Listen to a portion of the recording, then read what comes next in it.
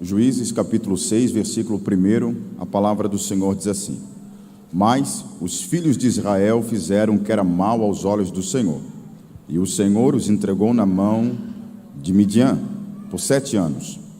Prevalecia, pois, a mão de Midian sobre Israel, e por causa de Midian fizeram os filhos de Israel para si as covas que estão nos montes, as cavernas e as fortalezas. Porque sucedia que, havendo Israel semeado, subia contra ele os medianitas, os amalequitas e os filhos do Oriente. Amém. Os irmãos podem tomar assento, por gentileza? Segura no meio, tá? Queridos, é uma bênção de Deus poder retornar aqui na igreja, poder estar com os irmãos, ver os irmãos bem, com saúde, abençoados, fiéis ao Senhor. É uma oportunidade muito bonita poder regressar aqui na igreja, nesse momento, nessa oportunidade. Deixo aqui a minha gratidão a Deus por esse momento. Também pastor Newton, né, que deu uma saidinha, pastor Lidiel, pastor Aguiar, Deus abençoe, em nome de Jesus. Pastor Abner, que está na frente do departamento, todos os homens, né, que fazem parte dos homens de honra, Deus abençoe vocês grandemente. Congregados, visitantes, Deus abençoe todos vocês de uma forma especial. Eu vou fazer uma mensagem aqui hoje, de um ponto de vista holístico, uma mensagem um pouco mais abrangente, e também vou adotar um princípio mais didático, de uma mensagem mais espiralal. Ela vai fazer círculos. Então, de alguma forma, você vai perceber que em algum momento a mensagem ela vai regressar, nós vamos andar em ciclos em algum momento, mas isso não significa que não haverá um progresso, tá? A mensagem vai progredir. Mas eu vou adotar esse princípio. Eu nunca tinha feito isso antes, mas fiz ontem num simpósio que nós estávamos ali no Paraná, e decidi fazer isso hoje aqui também, tá? É apenas por princípios didáticos mesmo, para que todo mundo entenda a palavra de Deus, tá? Então, em algum momento você vai ver que a palavra ela vai voltar, ela vai repetir, ok? De um ponto de vista diferente, mas é apenas para que todas as pessoas de todos os níveis possam captar o que vai sendo dito. E vou adotar também o tema, tá? Do evento, Homens Buscando um Pleno Avivamento, ok? Queridos, nós estamos em todo o estado percorrendo esse tema, um pleno avivamento, né? E onde nós temos passado, nós ouvimos muitas palavras acerca desse tema, né, desse assunto, e que para nós que viemos de uma tradição pentecostal, que somos pentecostais que somos, né, esse é um tema sempre muito presente. Nós estamos sempre envolvidos com esse tema, com essa expressão avivamento. Estamos sempre cavando. De modo que não se faz tão necessário eu explanar acerca da palavra em si, avivamento. Todos nós sabemos a forma como nós enxergamos e nos relacionamos com esse termo, ok? Mas eu gostaria de deixar claro acerca do avivamento, é que, diferentemente de um princípio almático, de um princípio sentimental, o avivamento é, sobretudo, uma maneira de enxergar, desvelar, desnudar, desfolhar, olhar, perceber, discernir, compreender a realidade que nos envolve. O avivamento ele é muito mais do que algo que acontece no meu coração do ponto de vista sentimental. Ele é, sobretudo, um sentimento inteligente que olha para a realidade para reafirmar a nossa fé nos princípios eternos e não naquilo que é fugaz, temporal, efêmero e passageiro. O avivamento não tem necessariamente a ver com aquilo que é pontual na história, ele tem a ver com o fundamento mais elevado do princípio da fé. O avivamento tem a ver com um desvendar do mundo, mostrar para nós a realidade, o caráter do mundo, do real, o mecanismo do real. E diante do mecanismo do real, nós afirmamos a nossa fé nos fundamentos que verdadeiramente são eternos. Veja bem, o avivamento, ele tem sobre si um princípio extremamente apocalíptico. E quando eu falo apocalipse, eu estou falando no sentido mais lato da palavra. Nós imaginamos o Apocalipse sempre como o último livro da Bíblia sagrada e uma literatura catastrófica, de eventos catastróficos e coisas fenomenológicas, meio que mirabolantes, né? O Apocalipse ele é muito mais do que isso. O Apocalipse, em sentido estrito, ele não é necessariamente um profetismo para o futuro, ok? Ele não é um anúncio do que vai acontecer no futuro, mas, sobretudo, ele é um desvendamento do nosso real, da nossa realidade, do nosso presente, da nossa vida e do mecanismo do real. O Apocalipse, em sentido estrito, é isso. E estar avivado, ser avivado, viver avivamento, receber avivamento, é viver um Apocalipse. Por quê? Porque é ter a nossa realidade desvendada. O Apocalipse é a forma como você olha para o mundo e percebe que o mundo é um império ou uma construção de madeira, cuja qual o cupim precisa de duas coisas para destruir: tempo e oportunidade. Com tempo e oportunidade, não há beleza que não passe, não há força que se sustente, não há dinheiro que permaneça, não há instituição que fique. Com tempo e oportunidade, qualquer império, qualquer homem, qualquer fama, qualquer glória, qualquer empresa, qualquer empresário, qualquer força, qualquer estrutura humana há de ruir, há de cair. O Apocalipse é o desvendar dessa realidade pueril, frágil do homem e de tudo aquilo que nasce debaixo do sol. A expressão do pó ao pó e das cinzas às cinzas não está na Bíblia, mas de alguma forma é tirado dali, em Gênesis, quando Deus fala que da terra, do pó nós iremos retornar, porque de lá fomos retirados e para a terra nós iremos retornar. E essa não é apenas a realidade do homem, mas de tudo que as mãos humanas constroem e de tudo que nasce debaixo do sol. Com tempo e oportunidade, tudo que nasce debaixo do sol entrará em colapso, entrará em processo de entropia, vai se destruir. De modo que o Apocalipse, ele não é um processo de reafirmar, aliás, não é um processo de crença. A literatura apocalíptica não é um processo de crença, mas de descrença. Quando você olha para o profetismo hebraico, todo o profetismo hebraico, ele é um apocalipse. É um processo de olhar para a realidade do mundo e dizer àquelas pessoas que estão vivendo aquela realidade: vocês estão míopes, estão enxergando errado, vocês não estão contemplando a verdade, vocês não conseguem enxergar o que existe no real. O profetismo hebraico é aquele homem, esse é o profeta, é aquele homem que olha para a realidade e enxerga a realidade como ela é. Talvez por isso Nelson Rodrigues, embora fosse um ateu materialista, tenha dito que o profeta é o homem que enxerga de verdade, porque ele olha para além dos fenômenos, ele olha para além das aparências, ele olha para além dos movimentos culturais, ele está além, ele está vendo o mundo como ele é. E o que é o mundo na literatura apocalíptica? É um defunto que está perfumado e bem vestido, mas é um defunto. De modo que tentar salvar o mundo, salvar a civilização, é correr atrás do vento, é correr atrás da vaidade, porque esse mundo está sustentado em cima de muita vaidade. Vaidade é essa que está sustentada em cima de injustiça, opressão, morte, violência, mortandade, desespero, engano, mentira. Tire do mundo a capacidade do homem mentir e nada mais se sustenta. O mundo está sustentado em cima de muita podridão. Ora, eu vou dar um exemplo aqui para os irmãos. Pegue o que é o império hoje da civilização ocidental ou do mundo, os Estados Unidos, e você fala: bom, esse país é o país dos sonhos. Ninguém tem dúvida disso, é o país dos sonhos, mas para é necessário que ele retire os sonhos de muitos outros países. Para sê-lo rico e poderoso, é necessário que ele se utilize da sua sabedoria, da sua inteligência, dos seus mecanismos, do seu poder, do seu dinheiro, para oprimir muitos outros povos.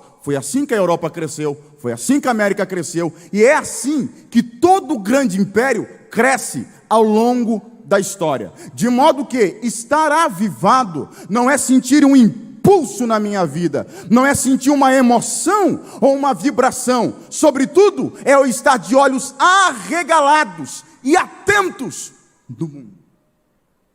É olhar para o mundo e perceber ele como ele é não deixar ser levado, enganado, fantasiado, iludido, emocionado pelaquilo que o mundo nos oferece, mas é reafirmar a nossa crença num fundamento eterno, é reafirmar a nossa crença na cidade eterna. E por isso eu disse que o Apocalipse, a literatura apocalíptica, ela não é um processo de crença, mas de descrença. Para crer corretamente é preciso descrer. Antes de crer, é preciso descrer na sua família, na sua capacidade de ter recursos, na sua capacidade de agaranhar, na sua capacidade de criar, de elaborar. É preciso descrer no governo, é preciso descrer nos impérios, é preciso descrer na capacidade humana. Ora, o que é o homem vindo na frente do altar e a se convertendo a Cristo? É ele dizendo: eu te tomo como o Senhor da minha vida e reconheço que todos os meus esforços, embora possam produzir algum tipo de beleza, não são suficientes. Suficiente mesmo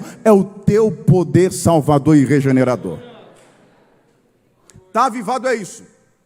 Os irmãos estão me acompanhando? Está avivado é isso. Está avivado é olhar a realidade assim como ela é. O avivamento, queridos, é muito mais do que um desvendamento, desfolhamento do mundo. O avivamento, ele é um regresso a uma consciência que nós abandonamos. Geralmente pensamos no avivamento como um poder para o futuro, mas o avivamento é muito mais do que um poder para o futuro, não é só isso, e necessariamente não é isso. O avivamento é muito mais do que um poder para o futuro, ele é um regresso a uma consciência que nós perdemos no passado. É por isso que sempre que Deus aviva, Ele não está dando um poder para fazer algo novo. Deus está dando um poder para o povo voltar àquilo que eles estavam fazendo, abandonaram, deixaram de fazer e agora precisam retornar a fazer. Ele não é um poder que anuncia o futuro, necessariamente ele é um poder que nos faz regressar a obras que nós deixamos e largamos no passado. Em terceiro lugar, o avivamento é uma constante necessidade da igreja. É normal você ouvir pessoas dizendo: a igreja não é mais a mesma, como se a igreja não fosse mudar, né? Porque as pessoas mudam, e como se a igreja não fosse mudar. A igreja não é mais a mesma, a igreja não está mais avivada, meu Deus do céu, porque a igreja está acabando, Senhor Jesus, o que vai ser da igreja? E pessoas olham para o futuro da igreja e fazem previsões catastróficas, como se a igreja fosse acabar, porque a igreja já não é mais a mesma. Aliás, Agostinho fala num dos seus sermões, ele diz: quem foi que disse, meu Deus? Ou quem é o homem para dizer: o meu tempo é o pior de todos os tempos? Porque nós olhamos para a igreja hoje e é comum você ouvir pessoas dizendo: a igreja nunca viveu uma derrocada espiritual tão grande como vive hoje. Eu suspeito que isso seja engano. Eu suspeito que isso seja ilusão. Porque quando você olha para a história da igreja, você percebe que em todo tempo, em toda época, toda a igreja, sempre, em todo tempo, toda época, recorreu a um avivamento. Se você pega, por exemplo, Atos capítulo de número 3, versículo 3, capítulo 3 e capítulo 4, você tem ali a igreja do coração quente. Então os irmãos têm uma experiência de fé tremenda, o Espírito Santo desce, eles partem um pão de casa em casa, de oração, perseveravam na oração e na palavra, vendiam suas propriedades para que todo mundo tivesse tudo em comum. Era uma igreja modelo, maravilhosa, perfeita. Quando você chega em Atos capítulo 19, Paulo vai a uma comunidade de fé em Éfeso e quando ele chega lá, ele fala: irmãos, e aliás a Paulo, que já fazia parte daquele ciclo de Paulo, havia passado por ali alguns dias antes, e quando Paulo chega lá, ele fala: irmãos, vocês receberam o Espírito Santo quando creram? E eles perguntaram para ele: o que é Espírito Santo? Você já imaginou chegar numa igreja pentecostal e você fala: vocês receberam o Espírito Santo quando creram? E eles perguntam: o que é Espírito Santo? Nem Espírito Santo eles sabiam o que era. Quando você chega na igreja de Coríntios, eles não sabem nem sequer tomar ceia. E Paulo diz que quando eles se ajuntam para a ceia, não se ajuntam para melhor, mas para pior. Quando você vai à igreja de Éfeso, a carta que Paulo escreve a Éfeso, você encontra ali uma igreja que tem um preconceito racial tremendo, e que Paulo estava falando daquele muro de divisão que Cristo havia rompido, mas que eles haviam reerguido no meio da igreja. Quando você vai à igreja de Gálatas, capítulo 1, versículos 5 e 6, você vê Paulo falando da igreja de Gálatas que eles haviam abandonado o evangelho da graça e se extraviado para um outro evangelho. Você já parou para pensar no absurdo? Eles estavam vivendo um outro evangelho. O mesmo Paulo que disse que qualquer um que ouvir uma mensagem de um anjo que seja, pregando um outro evangelho, seja anátema. Ou seja, eles estavam vivendo uma comunidade de fé maldita. Então assim, se você tem uma visão romântica e apaixonada da igreja do primeiro século, calma lá, não é apenas nós que temos problemas e precisamos do avivamento, eles também tinham seus problemas. Se você vai às 7 igrejas, às 7 cartas da Ásia Prepuscular, você pega ali palavras terríveis. O próprio Jesus trazendo palavras pesadas àquelas igrejas, e você vê que apenas uma delas tem de fato elogios, acima de elogios, mas a todas elas ele tem uma crítica pesada. A uma delas ele chega a falar o seguinte: tenho contra ti que abandonasse o teu primeiro amor. Igreja de Éfeso. Retorna, pois, a praticar as velhas obras. É o avivamento. Retorna, é um retorno. A outra, a igreja de Laodiceia, Jesus está falando: eu estou a ponto de te vomitar. Você já parou para pensar Jesus dizendo para a igreja: eu estou a ponto de te vomitar? Ah, pois. A igreja de Laodiceia ele diz. Então assim, se você acha que esse tempo é o pior tempo e que o avivamento é uma necessidade só desse tempo, não é. Ele é recorrente. O tempo todo ele está acontecendo. E essa é uma realidade da igreja em toda a história. O tempo todo na história da igreja você tem altos e baixos. A igreja vive essa gangorra de altos e baixos. Por quê? Porque o homem é assim. E a igreja é composta por homens. E o tempo todo nós temos que ficar recorrendo a isso. De modo que esse nosso apavoro, ele não se justifica. O nosso medo, ele não se justifica. Mas também não deve ser ignorado. Ele deve ser o quê? Ele deve ser desvendado. Deve ser desvendado de 2 formas. Primeiro, olhando a palavra de Deus e observando o movimento do Espírito na história, e saber que o Espírito Santo está trabalhando mesmo no meio do caos. Se você tem medo do futuro da igreja, deixa eu te falar, não houve um tempo que o Espírito Santo não trabalhou. A obra de Deus da igreja está acontecendo antes mesmo da igreja ser revelada ao mundo. Ela já estava acontecendo, é antes da fundação do mundo. O Espírito Santo tem trabalhado, então você pode ficar descansado. O sucesso da igreja está garantido, irmão. Aliás, Jesus falou isso em Mateus capítulo de número 24. Deixa eu ler para vocês, Mateus capítulo de número 24. Jesus fala uma coisa ali interessantíssima. Mateus capítulo 24. Veja bem, o Mateus capítulo 24, Jesus está no templo com os discípulos, e aí ele fala para os discípulos que não restará pedra sobre pedra, que aquele templo seria de fato destruído, ok? Os discípulos ficam assustados. Jesus vai para o monte com os discípulos, e do monte ele vê ali a cidade santa, e os discípulos então perguntam: Senhor, que sinais haverá da tua volta? Aí Jesus começa a dar uma série de sinais. Aí olha o que Jesus fala, Mateus 24, versículos 6 e 7. Jesus diz o seguinte: e ouvireis falar de guerra, rumores de guerra, olhai e não vos perturbeis, porque é forçoso que assim aconteça, mas ainda não é o fim. Porquanto se levantará nação contra nação, reino contra reino, haverá fome e terremoto em vários lugares, mas todas essas coisas são os princípios da dores. Agora, veja bem, os discípulos querem saber de um sinal para entender quando Jesus está retornando, o regresso dele. E Jesus fala assim: olha, vocês querem saber de um sinal, algo que vocês ainda nunca viram? Então eu vou falar para vocês: guerras e rumores de guerra. Irmãos, qual foi o tempo que não houve guerra?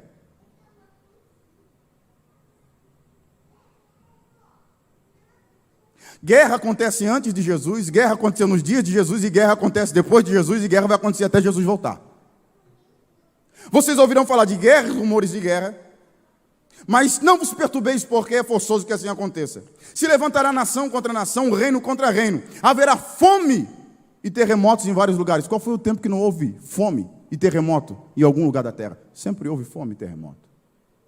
Então veja, o que Jesus está falando não é necessariamente algo específico, porque a literatura apocalíptica ela tem 2 princípios. É um princípio circular e um princípio que você tem linear. De primeira forma, você interpreta ela de forma circular, é sabendo que esses eventos se acontecem. O que Jesus está falando aqui não é de um evento final necessariamente. O que Jesus está fazendo é desvendando o mundo e mostrando a fragilidade das nossas instituições, do ser humano, da vida, da natureza, e mostrando como tudo isso é insustentável por si mesmo, e por isso também não pode sustentar a nossa fé. Jesus está mostrando como tudo isso a longo prazo vai ruir. Aí Jesus continua falando e dando seus sinais. No versículo 9 ele diz: sereis entregues à tortura, vos matarão, sereis odiados em todas as nações por causa do meu nome. Nesse tempo, muitos hão de se escandalizar e trairão uns aos outros, mutuamente se odiarão. Igualmente, hão de surgir muitos falsos profetas e enganarão a muitos. E por se multiplicar a iniquidade, o amor de muitos se esfriará. Olha que interessante, Jesus falando o que vai acontecer dentro da igreja. Primeiro Jesus fala do que vai acontecer no cosmos, são sinais cosmológicos. Depois ele fala do que vai acontecer dentro da igreja, são sinais eclesiológicos. Ele diz: serão entregues à tortura, vos matarão, sereis odiados por causa do meu nome, e nesse tempo muitos hão de se escandalizar. Escandalizar é abandonar, é dizer: muito bacana, você é muito lindo, eu te amo, Jesus, mas eu estou indo embora porque eu não quero ser nem morto, nem torturado, de forma alguma. Ele vai abandonar a causa de Cristo. Muitos irão trair uns aos outros, mutualmente se odiarão. Igualmente, hão de surgir muitos falsos profetas que irão enganar a muito. Jesus ainda fala que o pecado irá se multiplicar e por causa disso, o amor de muitos se esfriará. Então veja, o mundo estará um caos. Dentro da igreja, também a coisa não vai estar muito boa. Muitas contendas, muita briga, muita inimizade e muitos problemas. Contudo, Jesus fala no versículo 14, mas este evangelho do reino será pregado no mundo inteiro. Jesus está dizendo que o mundo estará um caos, a igreja estará enfrentando problemas, porque sempre enfrentou, mas fiquem tranquilos, porque o evangelho será pregado em toda parte, em todo o mundo, o evangelho será pregado. O que Jesus está falando é que o sucesso da missão, o sucesso da igreja, ela está garantido. O mundo pode estar um caos, mas o evangelho será pregado. A igreja enfrentando problemas, mas o evangelho será pregado. Se o evangelho no Brasil for amado, o evangelho será pregado. Se o evangelho no Brasil ser odiado, o evangelho será pregado. Se as pessoas amarem o povo cristão, o evangelho será pregado. Se odiarem, o evangelho será pregado. Se o presidente da república for um cristão, o evangelho será pregado. Se ele odiar os cristãos, o evangelho será pregado. Nada vai parar a marcha da igreja, o evangelho será pregado. Mas José, se o evangelho vai ser pregado, por que precisamos de um avivamento? Porque o que Deus está fazendo não vai ser parado. Jesus disse que as portas do inferno não prevalecerão contra a igreja. Então o que Deus está fazendo ninguém vai parar. A questão é se nós, como geração e como povo, iremos fazer parte disso sim ou não. É como nós nos comportamos diante daquilo que Deus está fazendo. É como o nosso coração oscila diante daquilo que Deus está fazendo. É como o nosso coração se coloca diante daquilo que Deus está fazendo. E é por isso que eu li o texto de Juízes. Porque Deus está fazendo algo na história. E o que Deus está fazendo está progredindo. Mas é impressionante a nossa capacidade de andar em círculos. E deixar de cumprir ou de fazer aquilo que nos cabe. Mas embora deixamos de fazer aquilo que nos cabe, o evangelho será pregado. Ou seja, aquilo que Deus projetou e aquilo que Deus disse que irá acontecer, de fato vai acontecer. Mas nós temos a incrível capacidade de andar em círculos. E deixar de cooperar com aquilo que Deus está fazendo. É isso que se trata o livro de Juízes. Você pega o livro de Juízes, ele por inteiro, e o que você vê aqui? Essa é mais ou menos a dinâmica. Deus abençoa o povo de Israel abandona Deus, aí Deus entrega o povo de Israel na mão do inimigo, o povo clama, Deus envia o libertador, liberta o povo. Deus libertou o povo volta a esquecer de Deus, aí o povo é oprimido novamente, Deus envia o outro libertador, aí Deus liberta o povo, e o povo volta novamente a abandonar a Deus. E isso acontece o tempo todo. O tempo todo, isso vai acontecendo com o povo de Israel. E no capítulo 6 que nós lemos aqui, tem algo incrível aqui. Eu estava lendo e eu fiquei pensando comigo, como às vezes a gente deixa passar. Mas observe o que o texto diz. Capítulo 6, versículo 1. Mas os filhos de Israel fizeram o que era mal aos olhos do Senhor, e o Senhor os entregou na mão de Midian por 7 anos. Prevalecia, pois, a mão de Midian sobre Israel, e por causa de Midian, fizeram os filhos de Israel para si covas, que estão nos montes, nas cavernas, nas fortalezas, porque sucedia que levantando Israel e semeando, subia contra ele os medianitas, os amalequitas e os filhos do Oriente. Irmãos, presta atenção. O problema de Israel aqui é que eles haviam pecado contra Deus e Deus entregou ele na mão dos seus inimigos. E quem são esses inimigos? Os amalequitas e os povos do Oriente. E a pergunta que você tem que fazer é: quem são os amalequitas e os medianitas e o povo do Oriente? Quem são esse povo?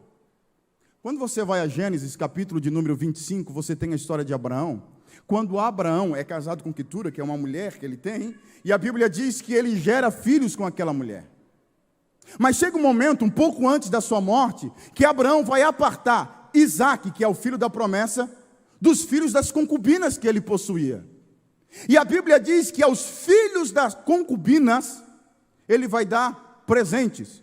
Porém, toda a sua herança, ele vai dar a Isaque.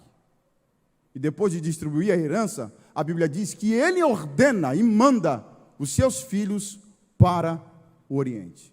um de seus filhos, Midian. De onde vêm os medianitas? E esse povo do Oriente é necessariamente os filhos de Abraão, que ele despediu, dando a eles presente, e os mandou para o Oriente. E mais tarde, eles voltam agora e vão guerrear entre irmãos. Porque o povo de Israel, descendente de Isaac, está na terra. E os medianitas que estavam no Oriente, que também são descendência de Abraão, vêm para pegar a herança dos filhos de Israel. O que nós aprendemos aqui? E algo fundamental. Veja, quando Abraão separou os seus filhos e deu presente aos filhos das concubinas, nenhum deles reclamou, ninguém reclamou. Eles aceitam aquilo que Abraão está dando e de forma pacífica, passiva, eles aceitam aquilo que Abraão está dando. Porém, passou o tempo, eles se tocam. Nós recebemos presente, mas o nosso irmão recebeu herança. E eles nunca reclamaram a herança que Abraão tinha dado apenas para Isaac e que Abraão tinha dado apenas presente para eles. E mais tarde, o que eles fazem? Eles se revoltam. Ora, imagina você a história de Davi.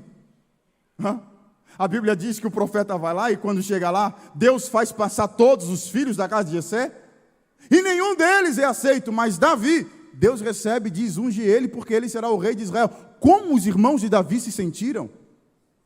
Pega, por exemplo, Caim e Abel. Caim vai a Deus ofertar e a Bíblia diz que Deus rejeita Caim a sua oferta, mas a Abel e a sua oferta o Senhor se agradou. O que aconteceu com Caim? O semblante dele descaiu, se revoltou ao ponto de matar o seu irmão. Como você acha que os filhos de Abraão se sentiram quando Abraão deu presente para eles e herança para Isaac? Se sentiram revoltados, entristecidos, magoados, porém nenhum deles abriu a boca para reclamar. Foi passivo. Deixa eu te falar uma coisa, meu irmão. O passivo de hoje será o revoltado de amanhã.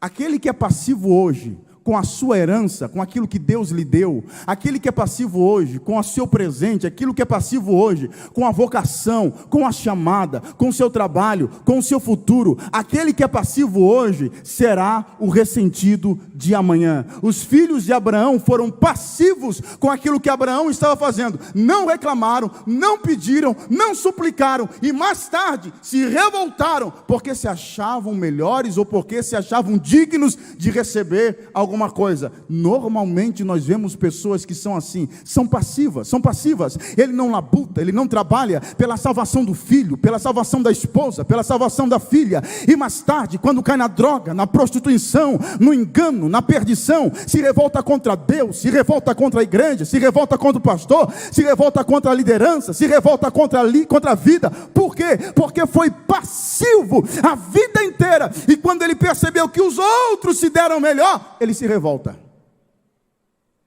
Deixa eu te falar, se você for passivo hoje, com aquilo que está nas suas mãos, você será um revoltado amanhã. Se você não lutar, não requerer, não brigar, não lutar pelaquilo que você tem hoje, ou pelaquilo que Deus lhe prometeu hoje, certamente você será um revoltado de amanhã. Eu lembro, quando criança, eu fui criado num bairro, as pessoas tinham muitos filhos ali, naquele bairro. Só na nossa casa era 6, e na vizinha do lado tinha mais 5, quer dizer, era muita gente, né? E era assim, tinha muita gente. E a gente sempre saía nos terrenos e tal, onde tinha pé de ameixa, alguma coisa, pé de goiaba, a gente ia lá para pegar. E aquele dia a gente saiu e nós convidamos um menino chamado Emerson. E falamos, vamos lá, nós vamos pegar umas nonas e tal. Ele disse, não, eu não vou ficar aqui em casa e tal. E a gente foi. E a gente pegou as nonas, e era num terreno onde ficava ali um convento, tinha umas freiras ali e tal. E aquelas freiras, não sei de onde elas tiraram aquilo, elas nos deram roupa e alguns brinquedos que elas tinham ali, e nos deram. E quando nós estávamos voltando para casa, contente, falando para todo mundo daquilo que nós tínhamos ganho, o Emerson olhou e disse, por que vocês não me chamaram? Nós chamamos, criatura. Não, mas quando vocês viram que ela ia dar, vocês deviam aqui me chamar. E agora só vocês têm, eu não tenho.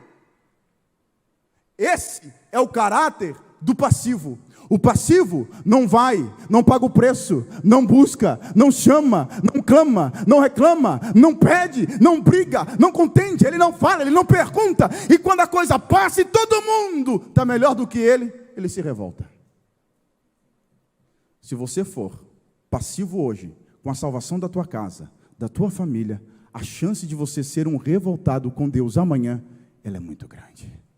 Deus, queridos, faz promessa ao homem, mas se o homem não for intencional na busca dessas promessas, ele ficará para trás. Se você não for intencional na salvação da sua casa, você vai ver a sua casa ficar para trás. Se você não assumir um caráter de intencionalidade, de quem olha e diz, eu sou intencional, eu vou buscar, eu quero, eu reclamo aquilo que Deus me prometeu, eu peço, eu clamo, eu suplico, eu chamo, eu invoco aquilo que o Senhor Jesus me prometeu. Se você não fizer isso, você vai ver que a sua casa vai ficar para trás. É necessário. Eu lembro, minha mãe, sempre muito severa conosco. Eu lembro quando nós fazíamos alguma coisa errada, ela sempre dizia, eu não coloquei filho no mundo para ser instrumento do diabo.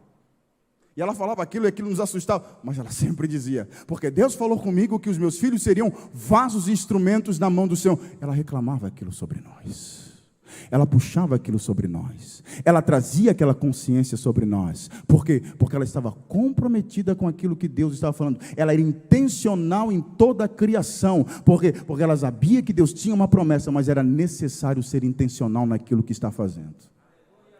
Eu vou lhe fazer uma pergunta. O quanto você tem sido intencional nas promessas de Deus na sua vida, nas promessas de Deus sobre a vida dos teus filhos, na salvação da tua esposa, na salvação do teu esposo, na salvação dos teus filhos. Porque se você for passivo, vou entregar na mão de Deus e deixar. Ah, nego. Eu vou orar e vou deixar. Isso vai te dar problema. Se você não olhar, se você não tiver a figura de Jacó, de quem luta com o anjo, de quem briga com o anjo, de quem vai para a oração e diz, Deus, eu não saio daqui, Deus, todo dia eu vou estar aqui, Deus, eu não vou me calar enquanto o Senhor não responder, enquanto o Senhor não fizer. Se você não fizer isso e você for passivo, você vai chorar amanhã com revolta. O preço será a tua revolta, de olhar para Deus e dizer, por que, Senhor? Pessoas que Deus tem chamada, que Deus, o Senhor Jesus fez promessa. Aí você olha para o indivíduo e fala, e aí, camarada, quer? Ele diz, olha, se Deus quiser, eu quero. Tá, mas você quer? Não, olha, para mim tanto faz.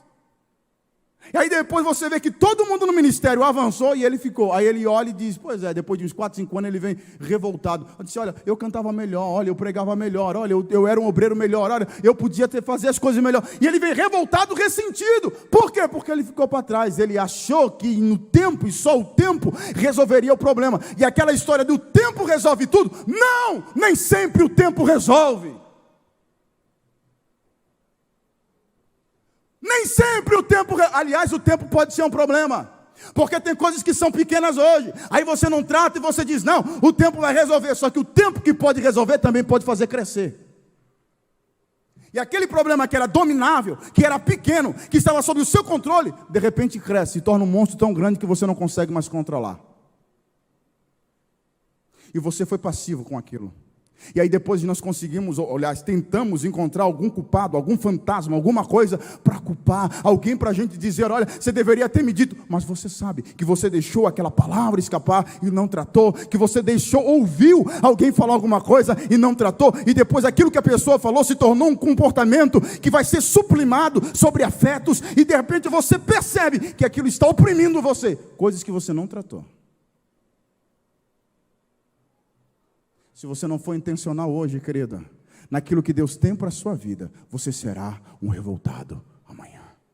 Os filhos de Abraão olharam para aquilo que Abraão deu e eles não requereram a sua herança, aceitaram passivamente aquilo que Abraão tinha dado.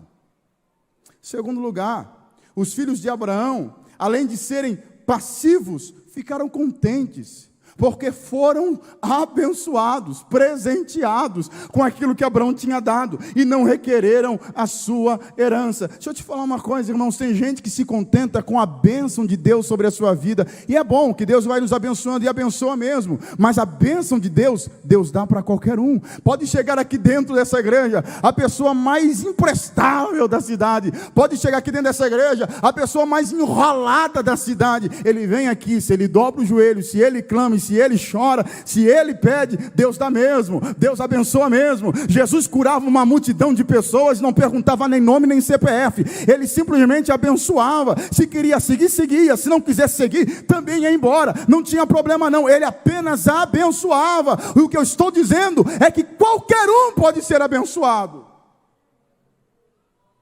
E se você se contenta apenas com a bênção de Deus, é porque você não tem consciência de filho. Porque abençoado por Deus, qualquer um pode ser.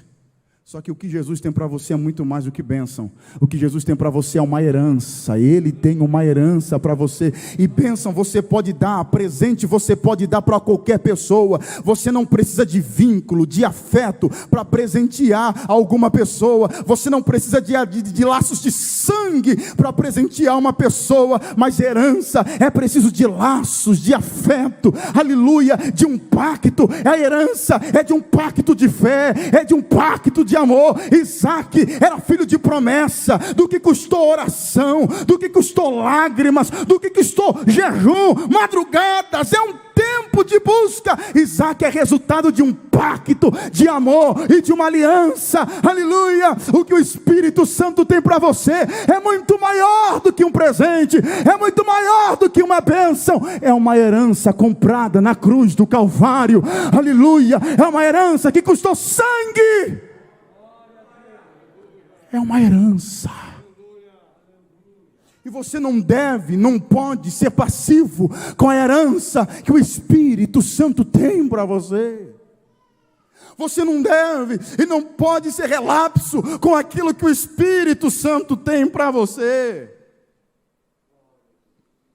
Os filhos de Abraão, os filhos das concubinas de Abraão receberam presentes e ficaram satisfeitos. Porém, a Bíblia diz que passado o tempo, eles voltam aos filhos de Abraão, os filhos de Isaac. E eles vêm para oprimir, para requerer aquilo que eles achavam ter direito. E lá vem os medianitas, no capítulo 6 que nós lemos, e a Bíblia diz que por 7 anos eles oprimiram o povo de Israel. Por 7 anos eles oprimiram a colheita do povo de Israel, lhe roubando, lhe tirando aquilo que o povo semeava. E sabe o que é extraordinário, irmãos? É que Deus havia prometido ao povo de Israel que eles seriam imbatíveis, e de fato eles eram. Só que sempre que eles se voltavam contra Deus, eles se tornavam vulneráveis, de modo que os medianitas vinham e o povo entregava aquilo que tinha, porque a mentalidade deles já não era mais de filhos, mas a mentalidade deles de fato era de escravos, de alguém que estava submetido àquele jugo.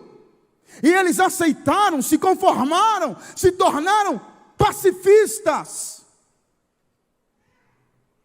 E aceitaram aquela situação com facilidade. Deixa eu te falar uma coisa, irmãos. Ser um pacificador é diferente de ser um pacifista. Ser um pacificador é você abrandar uma situação a partir de determinados valores que você julga. Então você abranda uma situação.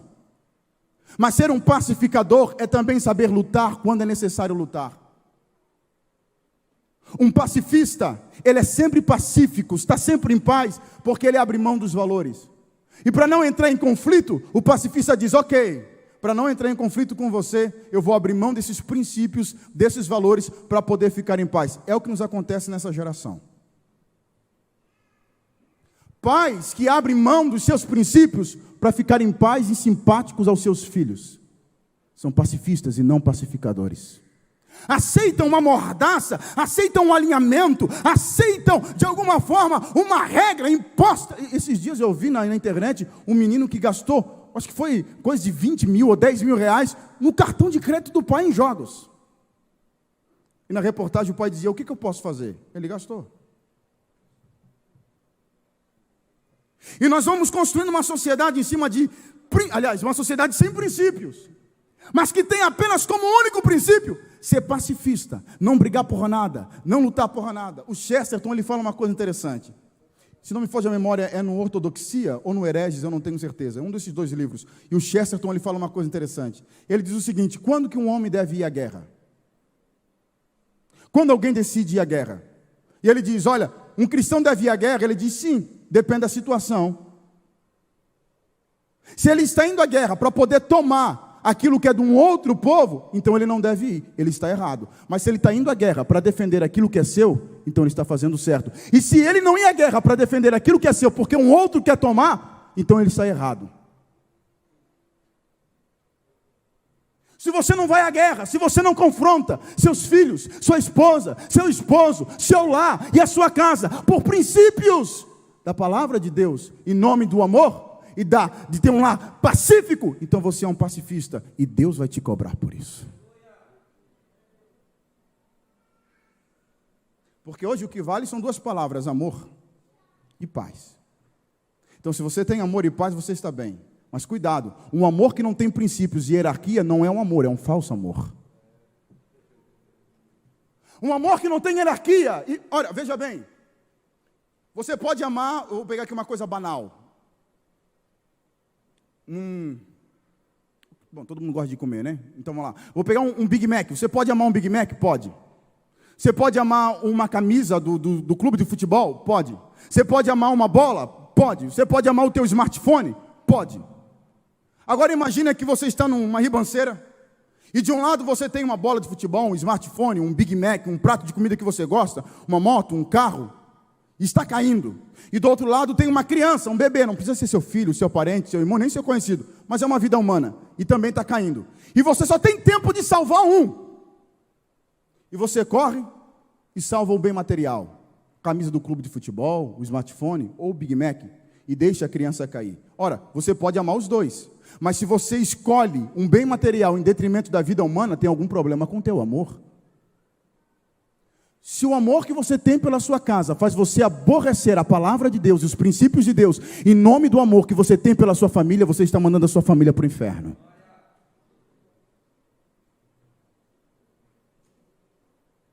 Você será um daqueles que é pacifista hoje, que é passivo hoje, mas será um ressentido amanhã. Não, porque é a vida dele. Bom, é a vida do meu filho, eu vou deixar ele, porque é ele. Depois ele se acerta com Deus, porque é ele Deus mesmo. E aí depois o filho se extravia por um caminho irrecuperável. E você vê um indivíduo desesperado na frente do altar, clamando, chorando, desesperado, dizendo: Deus, aonde estão as suas promessas? Deus vai dizer: aonde estava você quando eu prometi? Se você não tem coragem de confrontar o seu filho, sua esposa, seu esposo, lhe dizendo que isso que você está fazendo vai te levar para o inferno, então você será responsável por isso, meu irmão. E depois a gente joga no colo de Deus. E depois a gente olha para Deus e fala: Senhor, mas o Senhor prometeu. Mas a gente não se responsabilizou. Contrário, fomos passivos e pacifistas com aquilo que acontecia dentro do nosso lar. Ah, minha mãe, como aquela mulher era severa quando nós morávamos dentro da casa da minha mãe. Não tinha medo. Eu lembro de uma vez que o meu irmão, mais velho, Juninho, minha mãe falou alguma coisa para ele, e ele estralou o beijo. Ele não fez muita coisa, ele só fez: ah, mãe. Minha mãe puxou ele pelo braço e disse: quer me desrespeitar? Pega as suas coisas agora mesmo e vai para fora de casa. E ele foi. Ficou coisa de 4, 5 dias na rua. E depois voltou.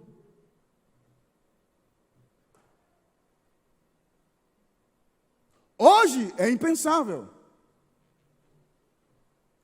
Porque nós abrimos mãos dos princípios da palavra de Deus para poder ter dentro de casa ou alguém que nós queremos salvação, mas que não somos capazes de confrontar e dizer: isso aqui está errado e aqui não.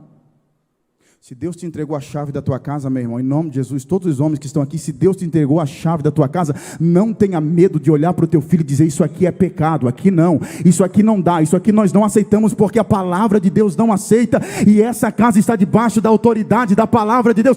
Não tenha medo, mas vale você temer a Deus, que pode destruir o corpo e a alma, do que você ver o corpo do teu filho saudável e a alma dele perecer no inferno. Não tenha medo de confrontar o pecado. Não seja um pacifista com o pecado dentro da tua casa. Não, confronte mesmo, porque essa é a autoridade que Deus te deu. E a autoridade que Deus te deu, Deus vai requerer de você.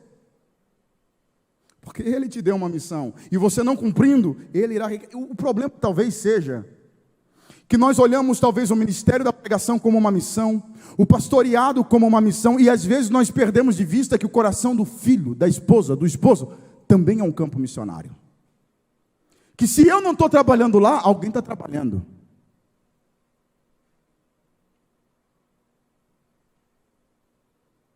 Às vezes o indivíduo casou. Aí ele tem um filho, tem a esposa, e de repente acontece problema, e ele ora a Deus, diz: Senhor, o Senhor falou que isso aqui ia ser um paraíso. Me falaram que casamento é um paraíso, irmão.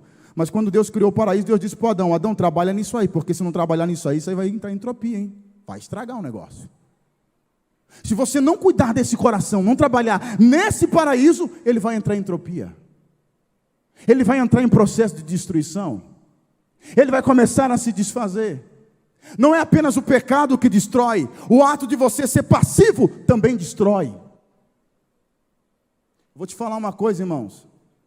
Mas eu dou um bom exemplo, eu sou um bom pai, eu trabalho, eu pago as contas, todo dia eu faço todas as minhas coisas, tudo certinho e bonitinho, mas é passivo.